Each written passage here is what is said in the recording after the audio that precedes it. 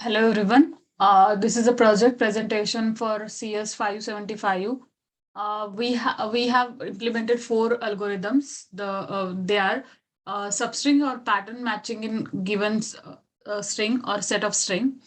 Then finding the longest palindrome substring in the given string and the minimum convex polygon for the given set of points. So we'll go one by one. So our first problem is the linear time string matching using Z algorithm. So in which we know that for string matching, it usually take order of n square time complexity. So we have implemented this algorithm using Z array. So basically the concept of Z array is we are constructing a Z array. Likewise, for each character, it will check that how many consecutive character are matching with the pattern, and we are just giving the count for each character index. So that concept we have used in this algorithm to find the pattern into given string in the linear time. So we let's take an example. So we have given this string which is starting from this A to this A, and this is our pattern, which is AB, AB, and AB. We have concatenated this pattern with this given string using a hash symbol to differentiate between pattern and string. So it will work like it will start from the first character. It will check the Z array. The first index will be always be 0 because we are not comparing with the element itself. Then A and B will be compared. They both are not equal. So the Z array for B will be 0. It will move ahead. It will check this A with this A. It is matching. When the character is matched, it will move ahead with the next character. It will check this B is matching with this B. It again go to the next character. So likewise, four characters has been matched for this A. So in the Z array, we will write 4 for this index. So likewise, when we come to our main string, if we check that this so the we are using the window for like left and right pointers for this. So previously the left pointer was on A and the right pointer was on B. So it is L is equal to 2 and R is equal to 5. So if we check for this A, it is already comes in between this previously calculated window, that is L is equal to 2 and R is equal to 5. For this A, that means we have already prefix match prefix string match already. So we will check, we will check that what is the what is the index for this A. So it is like 0 1 2. So if you check 0 1 2 in the previous string, it is given as a 4. So it will take this as a prefix sum at this point, and we will move ahead with the next character. For this A, if you check that the L and R, this A is out of L and R, that means we have to construct a new window. So we'll start comparing from this A. If you check that from this A to this A, we have 6 characters matching. So we have a new index of L is equal to 7 and R is equal to 10. So for this A, we have written as a 6. If we move ahead, the B is not matching with A, so we will write simply 0. For this A, if we check that, it comes in the previously calculated window, which is L is equal to 7 and R is equal to 12. So what we will do, we will take the prefix matching sum, which is like L. We can check the in the pattern that for this A, this is for this window, the index for this A is 0, 1, and 2. So we will check in the pattern in the initial calculated Z array that what is the index like 0, 1, and 2. So for this A, it is already calculated as 4. That means after this string, the 4 characters are already matched. So we don't have to check for next 4 characters. We can directly skip to this part and we can check the characters after that. So if we check that this A is matching with this A and this B is matching with this B, so we have written 6 for this A. So likewise, the new window is now L is equal to 9 and R is equal to 14. So likewise, we will check for the another characters. So in this way, by using this window, we will save the time. We will skip the part which are already been checked. going to the code, we'll start from this one. So we have implemented this find pattern in which this is the pattern and this is the string we are checking the pattern into. If you go here, we have concatenated the pattern and the string with $sign, and we have firstly calculated the Z array. As I mentioned, we are checking the index. If the index is currently less than R, then we will just simply take the previously calculated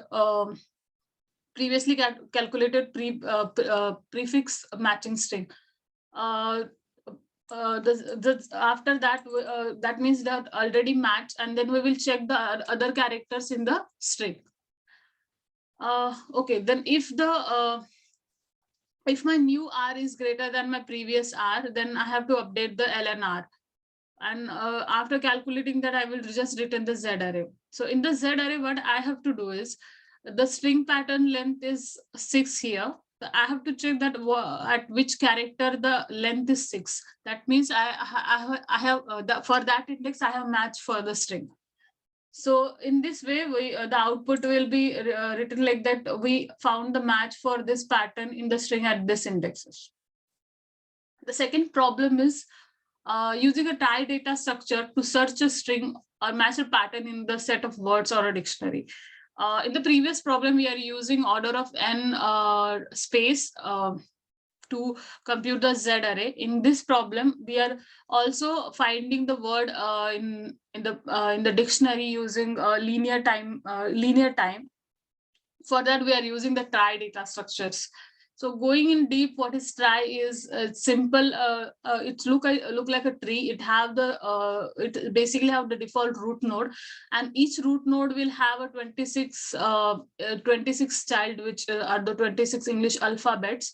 And then it will start expanding depending on the word we are exploring. And for each node, we have character and the word found flag.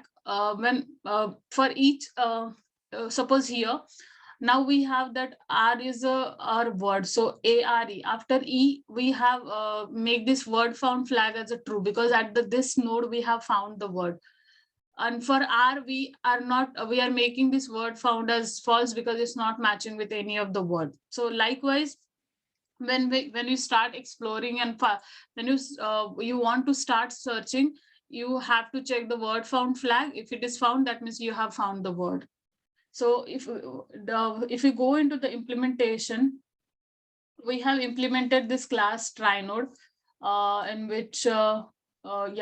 in which we have references, which is a 26 characters. Like each character will have 26 English alphabet childs, and the flag. Initially, this flag is set to false.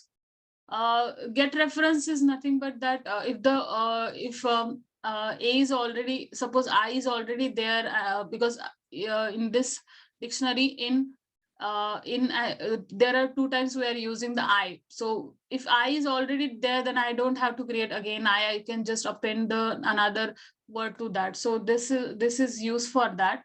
Update reference is like take the character and update the node. Set flag is if the word has been found, you have to set the flag to true. And if you have to check that if your word has found, you will check the get the flag. Okay, so before going into further, we have to create. We have to insert each and every word and character into Trie. So for that, we have implemented this insert word function. Into that, we are like taking we're taking every word and every character, and we are checking if it is already there. If it is not referenced, then we will create a reference. Otherwise, we'll just update that. And we will, after adding each word for the last character, we are setting the flag to true, because after last character, after adding the last character of the word, we have to set the word found flag as a true. Then another function is a find pattern, in which we are finding the we are finding the pattern. Like suppose we have THEIR and we want to find a THEI. So that means the initial pattern, the initial words, few words are getting matched. So it is also giving like Okay, so we do not have this function like okay, if you check the output, the is present in the try because we have the. This is not present in do tag, so it will give that which word is present or which word is not. So for that we have used search pattern that if, it will basically give if that word is found or not. So that's it for this try data structure. We will move to the next algorithm.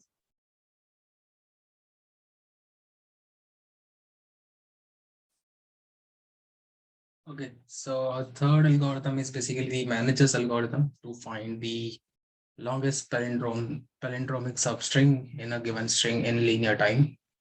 So basically this algorithm depends on two phenomena. So if you take any string actually, or any palindrome string is found depending on the center position. So if the length of the string is even, then your center will be positioned at an empty character. But if it is odd, it will be positioned at an odd character. Sorry, odd position in the indexes. So that's what we'll try to manipulate actually. So if you have a string of length n, then you can have at least maximum of 2n plus 1 possible centers. So if you see the diagram here, we have a string of length 7. That means we can have 15 possible centers. So these are empty ones because the length will be even again 0, 2, 4.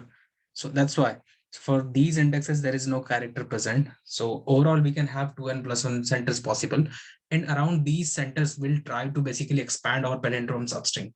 Okay, so for this b, suppose this is the center position for which we are working right now, and we can go left and right and compare the characters.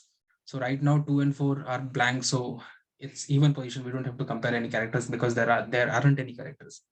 But for odd position, we'll compare this a with a. Okay, it's matching. That means our string substring which is positioned at b is expanding on the left and right side. That's what we'll manipulate here. Now, if we directly go and calculate, uh, try to find the longest palindromic substring for these centers, the time complexity will be n square. But we can basically use something called the palindrome symmetry. So what happens actually in any palindrome, basically, whatever characters are on the left side of the center, exact same characters are on the right side as well. So that's what we'll try to reuse here, so that we don't have to suppose we have already calculated the longest palindromic substring for this character for the center position at fifth index. That means we can reuse whatever we have calculated on the left side for 0, 1, 2, and 3. That's what we can use on the right side of a, which is 6, 7, 8, and 9. Right now, sometimes they can match, sometimes they don't. So how much we can match, that depends on whatever the character whatever the substring length we have found already. Okay, so we'll go into details of this, how this is used basically to avoid the number of character comparisons, so that we don't, when we go on the right side, we don't basically do the unnecessary character comparisons against which are already done. So before moving into that, there are few terms actually which we need to understand here. So it's like the center position. This is nothing but but the last character for which we have found the palindromic substring, longest palindromic substring. Okay, and suppose the length of that substring is d. That means our position can expand like d characters on the left side and d characters on the right side. And these positions are basically called the center left position and center right positions. Okay, and there are two more terms that we need to keep track of. This is the current right position. That means the next position after center position for which we are trying to calculate the longest palindromic substring.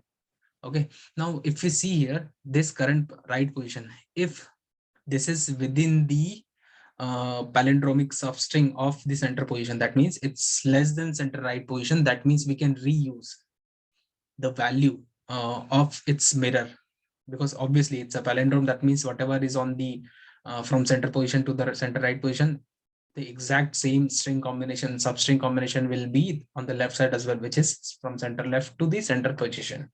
Okay, for current right position, we will have exact mirror on the left side as well, which is, let's call it current left position.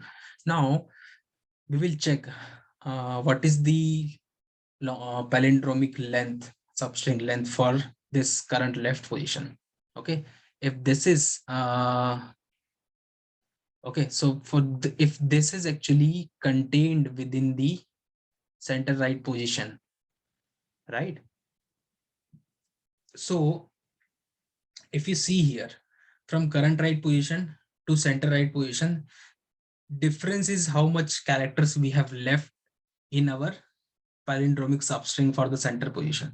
That means if you want to reuse the current left position for the current right position, minimum characters that we can use will be either the length of this or the whatever the difference we have, minimum out of these two. Suppose the current left position length is 10 here and the difference is only 5. That means within this D period, only 5 characters are left. So we don't know any characters beyond the center right position. So we can't actually include them in our current right position. We can only include the characters which are already known. So it can be either this difference or the length of current left position, whichever is the minimum. So that's the phenomena we'll try to use actually. So let's go deep into this. I'll show you one diagram actually. Where is it? Yeah. So this is the one actually.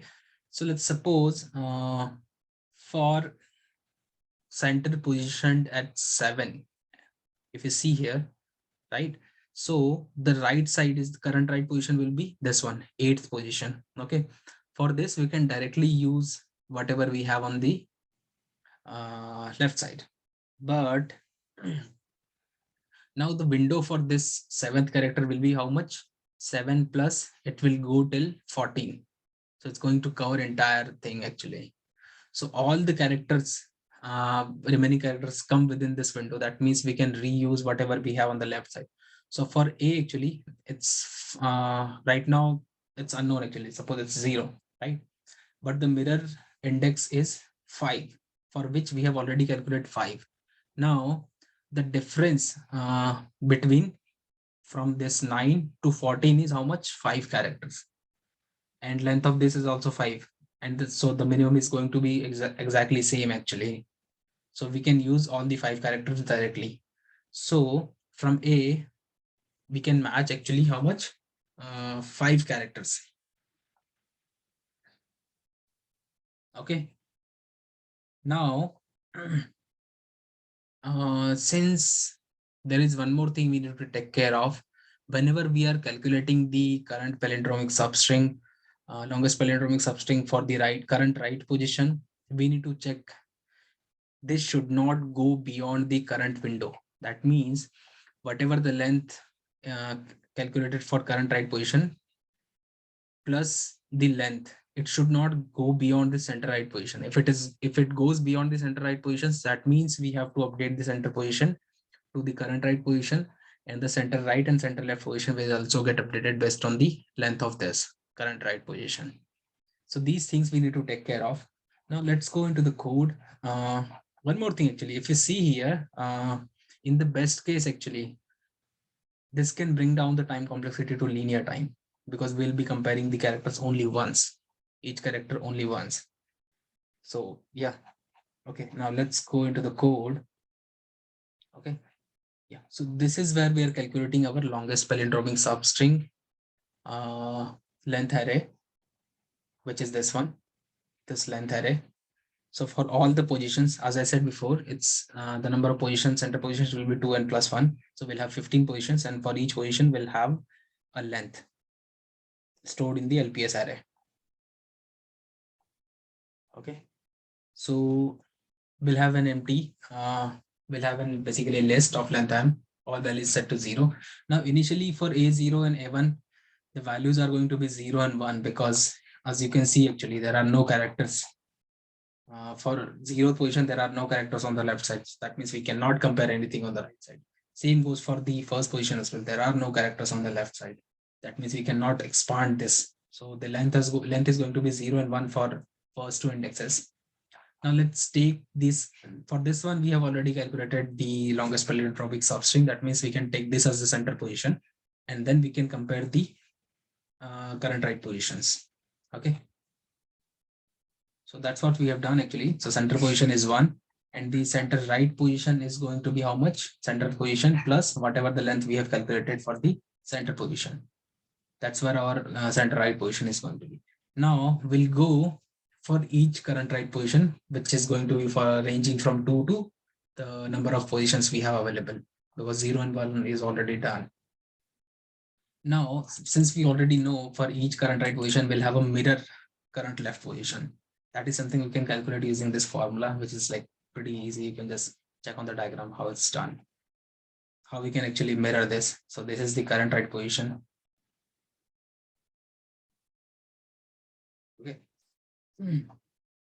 Now we need to check whether this current right position is contained within the center right position.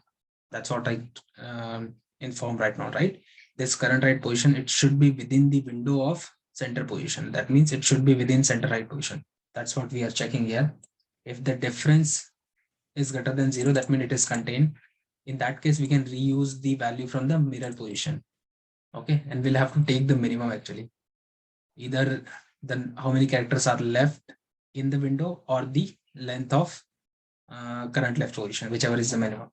That's going to be our initial pre-start, and from there we can try to expand actually. So the next left and right characters are going to be basically current right position minus whatever length we have already pre-started with. That's going to be the left pointer, and the right pointer is going to be current right position plus whatever length we have already calculated for the current right position plus 1. So these are the new characters that which we have to compare. And if they do match, first we have to also check for the boundary. Actually, it should not go beyond 0, less than 0, or greater than m, greater than or equal to m. So first thing is check for the boundary conditions, and then if for even position we don't have to compare any characters, because obviously there aren't any characters in the on the even positions. For odd positions, we have to check if the left pointer is matching with the right pointer. Since this LNR are actual positions, center positions, right? It's center positions, but actual indexes, to calculate the actual indexes, we'll have to divide the position value with 2, and that's going to give us the actual index in this string. So that's what we are doing here. So we'll check the left and right. If they match, increase the length and decrement the left pointer, and increment the right pointer to expand the palindromic substring. Now the last condition is checking whether we are the current palindromic substring, is it going beyond the palindromic substring of center position? If it does, that means we have to update the center position to current right position, and the center right position will also change based on the length of current right position. So that's the code, and it's pretty much simple actually. So this is the algorithm. We'll have a string actually, and then these are the number of center positions possible. Based on this, we'll just calculate the LPS array, pass the string, number of center positions, and this is going to give us the LPS array. And from LPS array, we can check the maximum length, on which index the maximum length is present. Using this function, that is basically going to return the index. And based on that index, we can calculate the starting point of our longest palindromic substring. And we can basically check easily, we can index into our string and get the substring, longest palindromic substring. So as you can see here, for this one, so this is an empty, we're just returning none. And for this, for the string BABC, BABC, BACCB, for this, the longest palindromic substring is this one. It's centered at A, and if you see here, ABCB and ABCB. So that's how the algorithm works. Now, next algorithm is the Jarvis's algorithm to find the convex hull, smallest convex hull that contains all the given set of points. Okay, so this algorithm uses something called orientation. So you have a set of points. Suppose you have 3 points, right? and you want to check what is the orientation of them. So if you see this example, in this example, the orientation of PQR is actually anti-clockwise. And that is something, it's simple geometry, you can easily check. If the M1 is less than M2, the slope of line formed by PQ and the slope of line formed by QR are M2, M1 and M2. And if the M1 is less than M2, that means these are in basically anti-clockwise orientation. If the slope is exactly equal, that means they are collinear. And if M1 is greater than M2, that means we are in anti-clockwise orientation. So that's what we are trying to use here in the Jarvis algorithm. What we do actually, we select the leftmost point out of all the available points, and then we try to wrap all other points, all the points in most anti-clockwise pattern until we reach our initial point. Okay, so algorithm works something like this. First, we basically calculate the leftmost point, and then we store this into our result. And from there, we try to find a point which is most anti-clockwise in orientation. So let's suppose we have already included L into our result. The next point can be the exact next point in our list. Suppose that's what the point is. The Q, let's suppose that is Q. Now what we need to do actually, we need to find a value of Q for which the PQR, and now R is basically going to range from I to the length of the length of the list. Okay, for each point we will make a combination of P, Q and R and try to find the orientation. If it is anti-clockwise, we'll update the Q, and in the end of at the end of the for loop we'll have a point Q which is going to be most anti-clockwise, and that's what we are going to use in our output. Okay, so yeah, and this is going to end until we reach our initial point. Okay, so now let's jump into the code. This is some few like this is just matplotlib import. Actually, I'm trying to plot things here as well, just to make sure that the points and the convex that we have found is visible, because points are not that much informative if we are just printing them. Okay, so this is the point class where we have just x and y coordinates. Okay, and this is what we'll use to check the orientation of 3 points P, Q and R. So for M1 is this, it's just a basic formula and simple geometry, M1 and M2. And since we cannot exactly compare M1 and M2, because if this thing becomes 0, we'll get an exception. So what we can do actually, we can reduce this this M1 less than M2 inequality into this thing. It's basically a cross multiplication. And if this condition is true, that means our points are in anti-clockwise orientation. Okay, so this is something I'm just plotting the points in a scatter plot. In this one, I'm just basically plotting two things together. First, the initial input points, and on top of this, whatever the polygon that we have found. So this is the actual algorithm implementation. So we'll get the list of points. Okay. Now to form any polygon, we need at least 3 points, because if we just have 2 points, it's just line. If we have 1 point, it's just 1 point. We cannot form a polygon out of it. Okay. So first I'll just plot whatever input points we have. Okay. Then we'll start with finding the leftmost point in our given input. Initialize this with 0 and try to find which point is the leftmost. Okay, so first condition is obviously going to be which point has the minimum x value, x coordinate value. Okay, so that is going to be leftmost point. But if our x values are exactly same, that means we have to take the point for which the y coordinate y axis values more, because it's going to be on the, since we are wrapping points in the anti-clockwise pattern, that's why. So this is going to give us the leftmost point. Now, first thing is just update the P with our leftmost point, initialize the Q, which is going to be a middle point with -1. And then we are basically iterating through all the points until we reach to the initial leftmost point. That means we have found a complete polygon. Okay, so first insert our leftmost point directly into the polygon. Then initialize Q, update Q with the exact next point of P in the list. Okay, since P can be at any point, it can be at the end of the list as well. That's why we have to take the modulus, so that we are working the indexes in the circular pattern.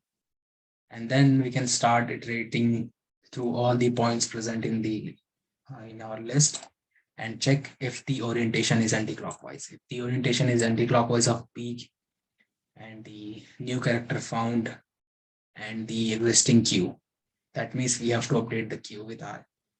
Okay, and if it is false, we just have to, we don't have to update Q, right? And in the end of this loop, we would have found the left most anti-clockwise point. Okay, and that's what we are going to add in our result in the next iteration. Okay, so that's pretty much it actually. And suppose this is the input. Okay, and let me just run these cells once just to make sure everything works.